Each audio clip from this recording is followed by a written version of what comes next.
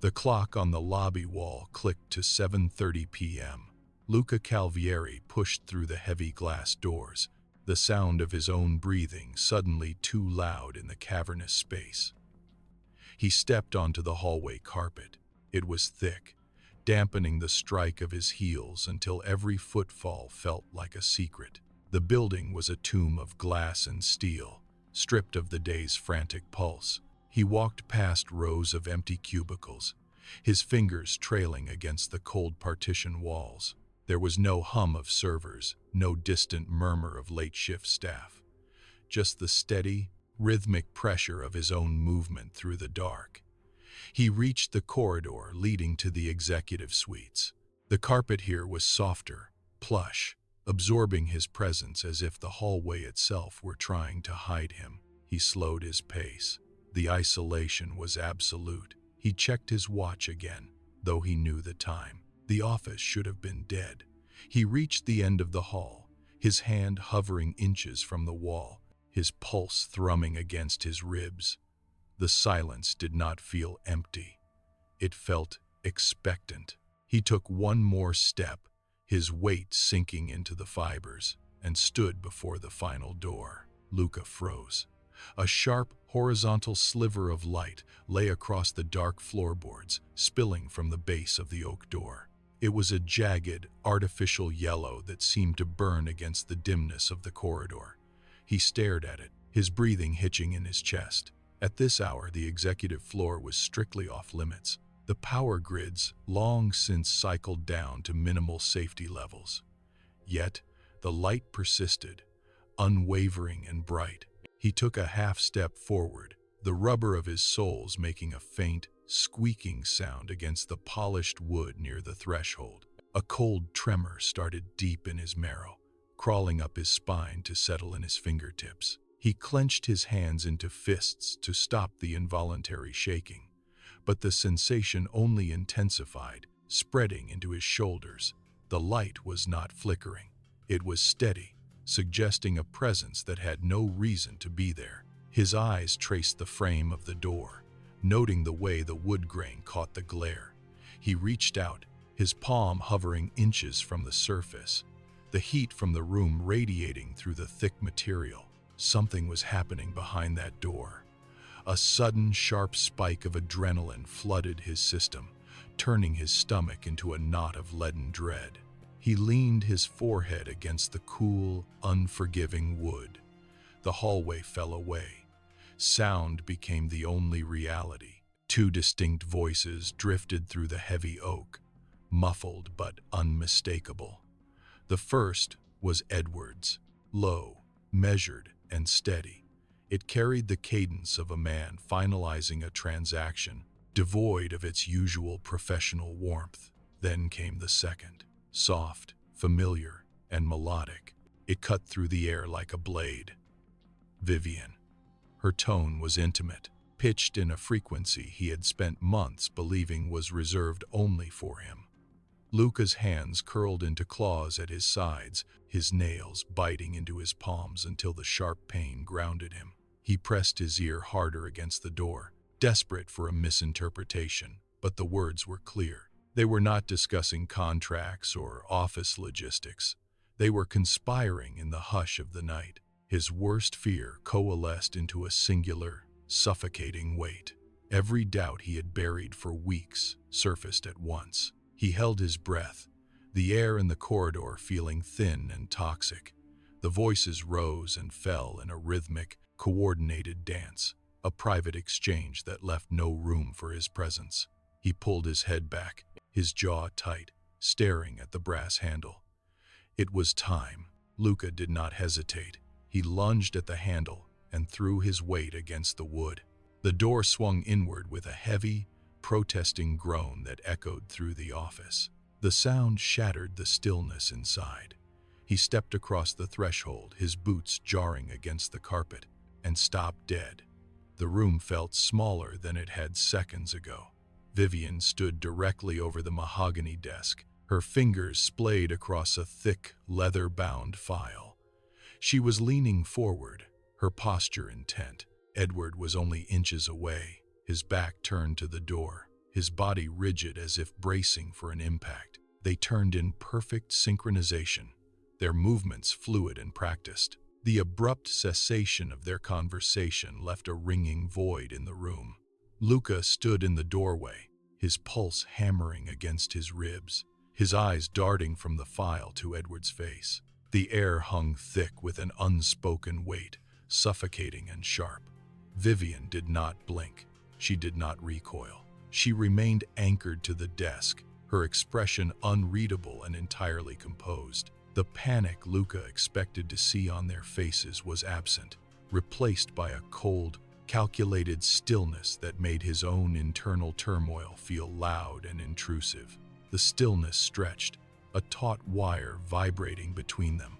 Luca braced for a stutter, a flinch, or a frantic scramble for an explanation. None came.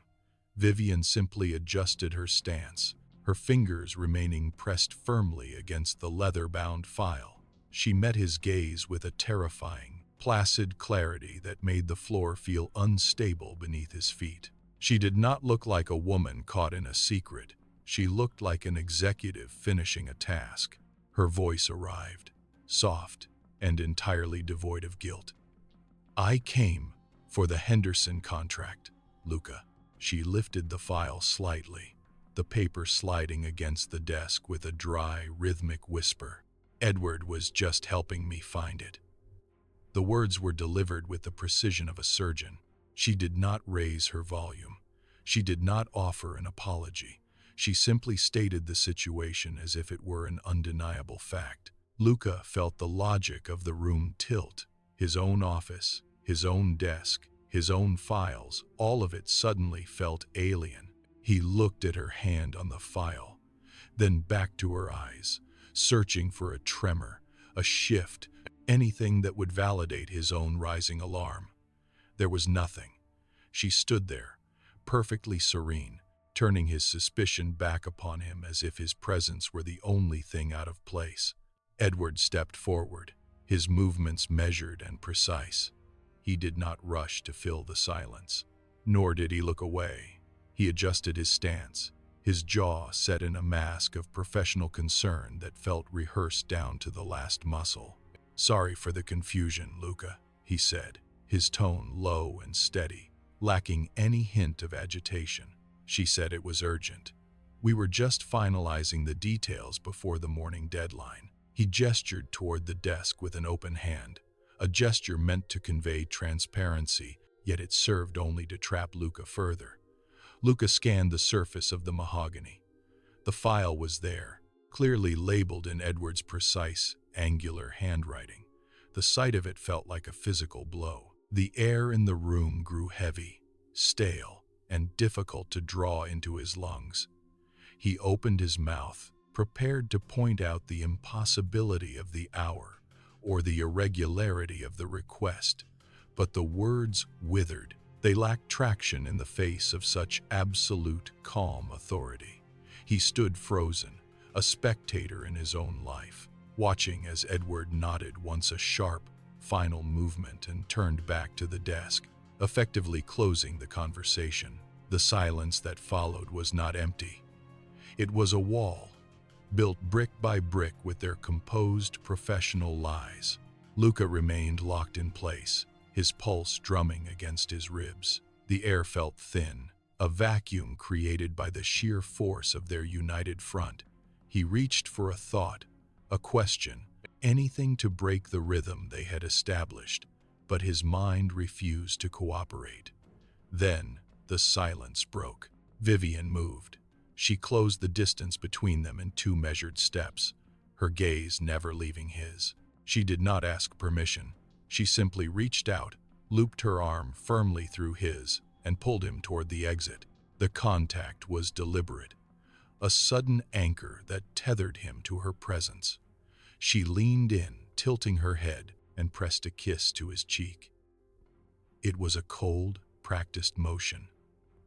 "I have the car waiting downstairs," she whispered, the words brushing against his skin with a weight that felt like an ultimatum. She did not wait for his agreement.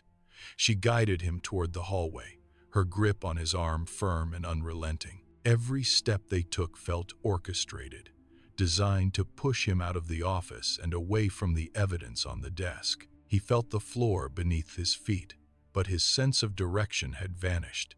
He was being steered, guided by a hand that felt less like a partner's touch and more like a shackle. The elevator doors hissed shut, sealing them in a polished, mirrored box. The silence of the hallway vanished, replaced instantly by the low, mechanical hum of the descent. Vivienne did not allow a single second of quiet. She began to speak, her voice smooth and melodic, layering trivialities over the tension. She mentioned the menu at the restaurant downtown, the erratic behavior of a mutual acquaintance, and the tedious details of a gala scheduled for the weekend. Every sentence was a brick. Each word was a distraction, carefully placed to fill the space where his question should have been. Luca watched his own reflection in the metal doors, his face drawn and pale. He opened his mouth to mention the file, to demand the truth about the office, but her voice cut through his intent like a blade. She reached out, adjusting his posture with a gentle, corrective touch that felt entirely invasive. She laughed at something she had said, a soft, pleasant sound that echoed off the steel walls. Her monologue was relentless, a rising tide of domestic normalcy designed to drown his doubts. He stood rigid, trapped in the narrow space, listening to the rhythm of her words, until his own thoughts began to blur and fade under the pressure of her performance. The elevator doors slid open. The cool night air hit them, sharp and bracing against the lingering heat of the lobby. Luca stepped out onto the concrete, the city noise rushing in to fill the void. He stopped. He turned to look at Vivienne, waiting for the facade to slip, for the mask to shift just enough to reveal the tension he had witnessed in the office. He scanned the lines of her face, the steady focus of her eyes, the way she pulled her shoulders back. He searched for a tremor, a flicker of guilt, or even a hint of defensive strain. He found nothing. She looked back at him with a gaze that held only warmth, a serene affection that seemed to radiate from her without effort. It was the same look that had held him for months, a gentle, unwavering anchor. The doubt in his mind, which had been sharp and clear seconds ago, began to dissolve like salt in water. It felt phantom, weightless, and entirely his own invention. She smiled, a soft, natural curve of the lips, and reached out to brush a speck of dust from his sleeve. Her touch was light, precise, and devoid of malice. He blinked, the image of the office file blurred. It was then that a friend sent me the link to the TPP system. At that moment, I had no idea that this simple gesture would change my life forever. I thank him every day for sending me that link. In less than 3 months, everything changed. The TPP system provided me with the tools and support I needed to turn my situation around. If you're going through tough times like I did, I want you to know there's a solution. Don't wait any longer. Click the link in the description of this video and start your transformation today. You deserve it. In his memory, replaced by the crushing familiarity of her presence. He had nothing to hold on to, no proof, only his own frantic heart. The apartment door clicked shut, sealing them inside a tomb of expensive, quiet luxury. The city noise, which had been a constant companion on the sidewalk, vanished behind soundproof glass. Here, the silence was not peaceful. It was heavy, pressing against his eardrums like deep water. Luca walked to the window, watching the distant, blinking lights of the skyline, while the air in the room grew stagnant. Every familiar object, the heavy chairs, the muted patterns on the rug seemed to shift in the dim light, appearing slightly out of place. He paced the length of the living room, his footsteps landing without sound on the thick floorboards. He tried to focus on his breathing, but the rhythm felt labored. Every time he stopped, the memory of the office forced its way back into his mind, clearer and more jagged than before. He reached for a glass of water, his fingers hovering over the crystal, but he pulled back, suddenly unable to bear the sensation of cold glass against his skin. The walls seemed to draw inward, narrowing the space, until he felt the very air thinning. He was a man adrift in his own home, searching for a foundation that had vanished, waiting for the night to finish what the day had started. Luca lay rigid in the dark, eyes fixed on the shadows pooling against the ceiling. The bedroom was a vacuum of sound, forcing his mind to return to the office. He replayed the scene like a fractured film strip. Edward's posture had not been professional. It had been terrified. He remembered the way Edward had stood, body angled away from the desk, hands clasped tight enough to turn the knuckles white. Then the file. It was labeled in Edward's own handwriting, yet Vivienne had claimed she needed help finding it. The lie was so thin, so transparent, that it made his stomach churn. Why would she need help with a document she already knew the location of? Why was the office door closed at such an hour? He searched for a logical thread, something to bridge the gap between her calm explanation and the palpable tension in that room. He opened his mouth to whisper an accusation into the dark, but his throat constricted. His heart hammered against his ribs, a frantic, uneven rhythm that drowned out his resolve. Every time he tried to pin the contradiction down, it shifted, dissolving into the familiar comfort Vivienne had built around him. He felt the weight of his own silence, a heavy, suffocating blanket that kept him trapped in the bed, unable to move, unable to speak, and entirely unable to break the cycle. The office scene dissolved, replaced by the sterile hum of a doctor's waiting room. He saw Vivienne sitting beside him, her hand resting on his knee, her voice steady as she spoke to the specialist. She had turned their childless marriage into a mirror, reflecting only his failures. She had spoken of his health, his tests, his supposed shortcomings, with such clinical precision that he had never once looked for a flaw in her narrative. It was not a conversation. It was a script. She had guided him through months of appointments, always positioning herself as the patient support, the one enduring his brokenness. The realization hit him like a physical blow to the solar plexus. He felt the blood drain from his face, leaving his skin clammy. He sat up in the dark, his breath coming in shallow, jagged gasps. The evidence was not in the file at the office. It was in the years he had spent apologizing for a condition he might never have possessed. He gripped the edge of the mattress until his knuckles ached. The room spun. The silence of the apartment was no longer empty. It was a weight, pressing down on him, confirming the depth of the deception. He had been the one carrying the guilt for a failure that was never his to bear. Every time his mind clawed toward the truth, her influence pulled it back. He tried to sharpen his anger, to focus on the cold reality of the medical appointments. But the memory of her touch intervened. He recalled the way she would smooth his hair after a difficult consultation, her voice a soft hum against his ear, that gentle pressure on his arm, that steady gaze of devotion. They were not just memories, they were anchors. They made his suspicion feel like a betrayal of her kindness. He felt small. He felt ungrateful for even questioning a woman who had stood by him through such perceived hardship. The logic of his doubt crumbled under the weight of her manufactured grace.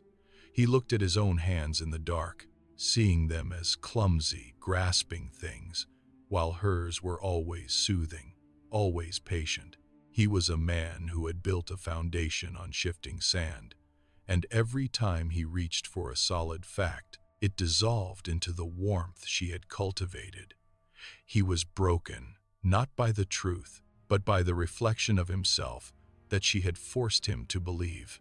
He was the problem. He was the one failing. The guilt was a leash, and he felt it tightening, pulling him back into the safety of his own self-loathing. The darkness in the apartment felt absolute. Luca lay on his back, his eyes fixed on the ceiling, his breathing shallow and erratic. Every muscle in his body was coiled, yet he remained motionless, afraid that even a twitch would shatter the fragile peace she had constructed. Beside him, The silence shifted. It was a subtle sound, the friction of skin against fabric, the soft intake of breath. Vivienne moved. She turned slowly, her body arching in a deliberate, measured motion until she was facing him. He did not look at her, yet he felt the weight of her presence radiating across the narrow space between them. She lay perfectly still, her eyes closed in a practiced, serene mask of slumber. Her breathing became rhythmic, a slow, steady cadence that mimicked the heartbeat of a sleeping person. It was a performance so precise it felt mechanical. The room grew colder. He watched the shadows dance on the wall, waiting for the slightest tremor in her eyelids, but there was nothing. She was a statue of composure. The air between them thickened, vibrating with the effort of her stillness. He was a prisoner in his own bed, pinned by the proximity of a woman who was not sleeping, but watching him through the veil of her own deception. The air in the room seemed to vibrate with the intensity of his internal conflict. Luca wanted to scream, to demand the truth about the file, but his throat felt constricted. He was trapped in a loop of his own making, analyzing every detail of the evening until his head throbbed. Then, the weight returned. A hand pressed firmly against the center of his chest. It was not a touch of affection, but a physical barrier, grounding him in the bed. He felt the heat of her palm seeping through his shirt, a steady, rhythmic pressure that demanded his total attention. Vivienne did not open her eyes. Her face remained a blank, serene slate in the dark. Yet her voice cut through the silence with chilling clarity. "You are thinking too hard, Luca," she murmured. The words were soft, almost a lullaby, but they hit him with the force of a physical blow. Stop thinking. It was not a suggestion. It was a directive designed to dismantle his last line of defense. The command echoed in the small space, stripping away the remaining fragments of his suspicion. He felt his resolve buckle. His lungs expanded, then deflated, as he finally surrendered to the heavy, suffocating comfort she offered. He let go, allowing the silence to reclaim his mind as he drifted into the void she had carved for him. The command hung in the air, a tether that pulled his spirit taut. Luca felt the last of his resistance drain away, leaving his limbs heavy and unresponsive. He stared into the darkness, searching for a reason to argue, but the logic he had built throughout the day disintegrated into gray static. He tried to shift his legs, to create distance, but his body refused to obey his mind. Every fiber of his being was pinned by the proximity of her hand on his chest. It was a weight he could no longer fight. Slowly, he released the tension he had been holding in his jaw. His hands, which had been clenched into tight fists, finally went limp against the mattress. He felt the rhythm of his own pulse begin to synchronize with the steady cadence of her breathing. It was a surrender of his autonomy, piece by agonizing piece. He closed his eyelids, blocking out the shadows of the room, and let the darkness swallow his remaining questions. The struggle was over. He exhaled a long, shaky breath and allowed his neck to relax into the pillow.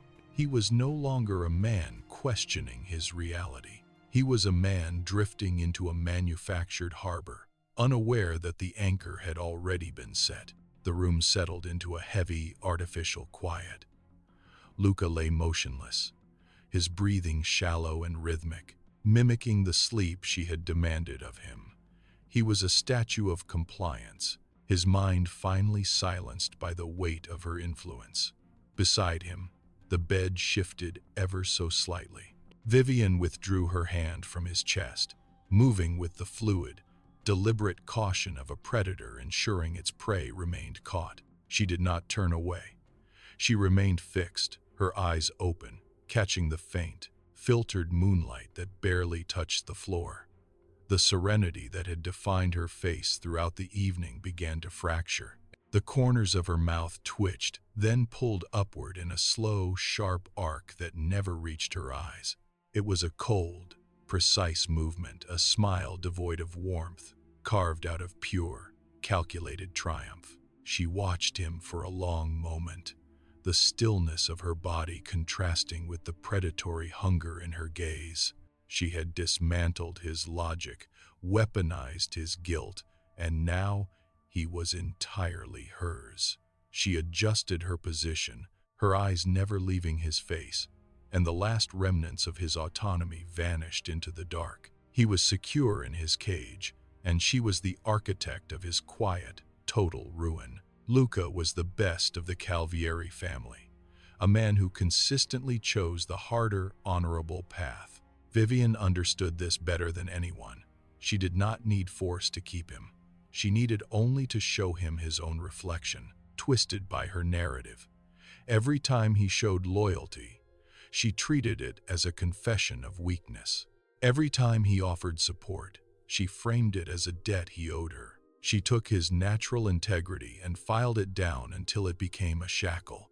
It was a masterpiece of emotional engineering. She made him believe that his desire for a stable life was actually a symptom of his own inadequacy. He became a man who apologized for his own strength, constantly seeking her approval to validate his worth. The leash was invisible, yet it tightened every time he tried to think independently. He was trapped not by bars or walls, but by the weight of his own conscience, carefully curated by her hands. He carried his guilt like a heavy stone, never realizing that she had placed it there. She had successfully turned his greatest virtues into the very cables holding him in place, ensuring that even if he tried to walk away, he would only pull the noose tighter around his own throat. Luca lay in the dark, the weight of the night pressing against his chest. It was not the weight of sleep, but the sudden, cold clarity of a man who has finally touched the bars of his own life. He looked at the walls of the room, seeing them not as a home, but as the boundaries of a meticulously crafted cage. Every choice he had made in the last year led him to this exact spot, a sanctuary built of stone and expert deception. He tried to trace the path back to the beginning, but the trail was gone, erased by her soft words and calculated gestures. The air in the room felt thin, restricted, as if the ceiling were slowly descending to meet the floor. He realized now that the safety he felt was merely the absence of resistance, a comfort earned by absolute surrender. He was a man of substance trapped in a vacuum. The stone beneath his feet, the quiet of the halls, the very silence of the apartment, it was all part of the architecture of his isolation. He had walked through the open door of his own free will, never once suspecting that the lock was already engaged. The walls did not move, yet he felt them closing in, confirming the final, suffocating truth of his reality. The walls remained still, but the ground beneath him began to lose its solid edge. He watched the shadows pool in the corners, darker and deeper than they had been before. This was not a sudden collapse. There was no thunder, no shattering glass, no violent exit from the life he thought he owned. It was a slow, rhythmic wearing away of his resolve, like water cutting through granite. Her influence had carved through his identity, grain by grain, year after year. He felt the cold seep into his bones, a slow-moving tide that offered no resistance and no escape. He stopped struggling against the current because he could no longer distinguish the water from the air he breathed. The betrayal had become his atmosphere. He watched the darkness at the edge of the room, listening to the silence that was now his only companion. He was not being pushed, he was being dissolved. The tide pulled at his lungs, heavy and unrelenting, dragging him under the surface of the life he had built. He closed his eyes, let the last of his breath escape, and finally surrendered to the weight of the water. He was drowning, and he had been sinking for a very long time.